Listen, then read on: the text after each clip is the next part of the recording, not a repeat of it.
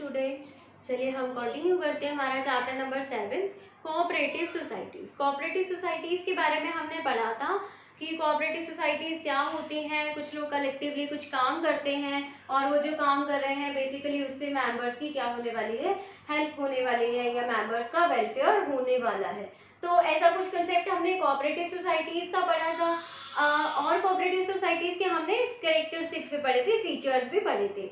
आज हम जो टॉपिक करने जा रहे हैं वो है फॉर्मेशन और रजिस्ट्रेशन ऑफ कोऑपरेटिव सोसाइटीज, और सेकंड हमारा टॉपिक रहेगा difference between cooperative societies and partnership. तो पहले हम इस टॉपिक की तरफ आते हैं, फॉर्मेशन और रजिस्ट्रेशन ऑफ कोऑपरेटिव सोसाइटीज। हमने पढ़ा था कि कोऑपरेटिव सोसाइटीज जो बनाई जाती हैं उनका रजिस्ट्रेशन कराना क्या है, कंपलसरी है। अगर रजिस्ट्रेशन नहीं कराया तो हमारी कोऑपरेटिव सोसाइटी नहीं कहलाएगी, और हमें रजिस्ट्रेशन कराना है under cooperative societies act. Registration जो हमें कराना है वो किसके अंडर कराना है, कोऑपरेटिव सोसाइटीज एक्ट 1912।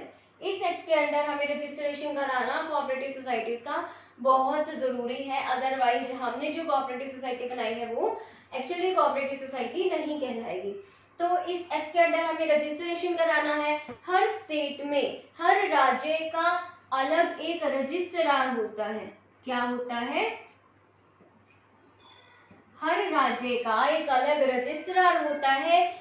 मतलब किसी भी राज्य में अगर आप कोऑपरेटिव सोसाइटी बना रहे हैं, जैसे हरियाणा राज्य की बात करें तो हरियाणा का रजिस्ट्रार अलग होगा।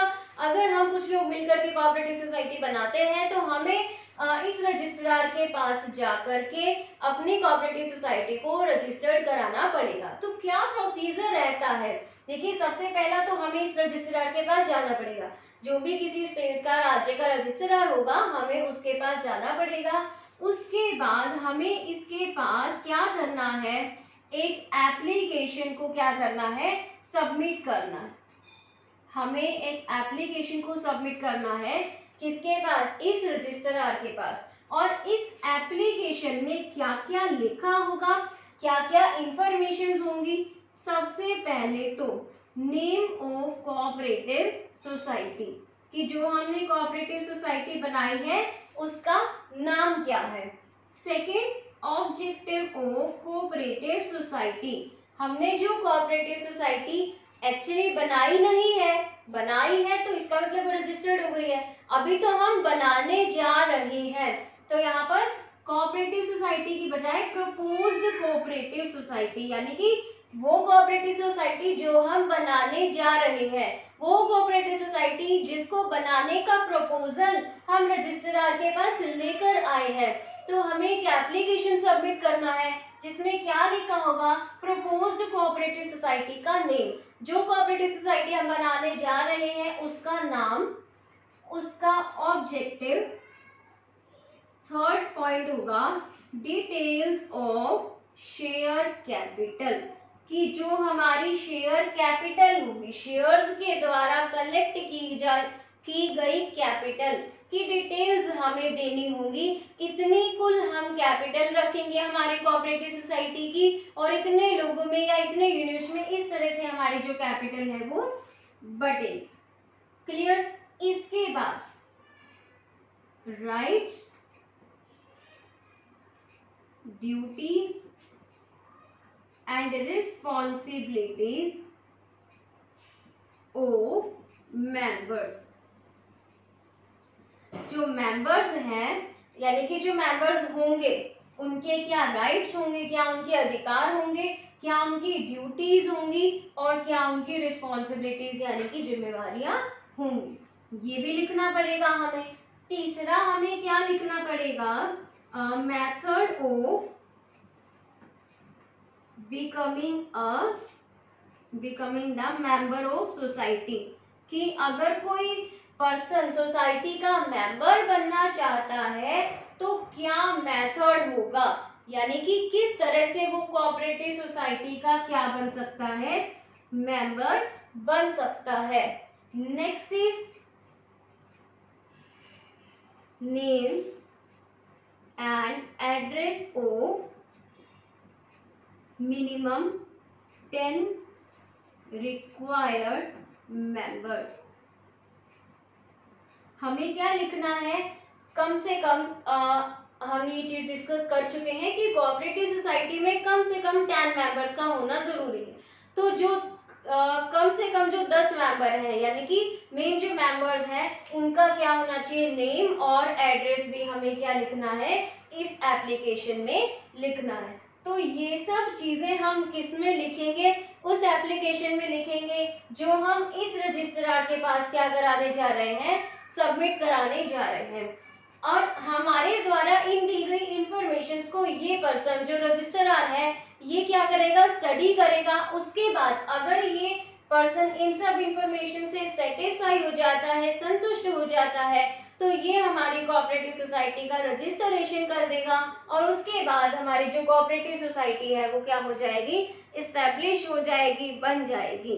क्लियर। तो ये था प्रोसीजर हमारी कोऑपरेटिव सोसाइटी को रजिस्टर्ड कराने का या फॉर्मेशन का, मतलब कोऑपरेटिव सोसाइटी का निर्माण करने का। अब हम देखते हैं difference between cooperative societies and partnership. Cooperative societies और पार्टनरशिप में क्या डिफरेंस रहता है। सबसे पहला तो डिफरेंस बताया एक्ट, अधिनियम जो लगता है।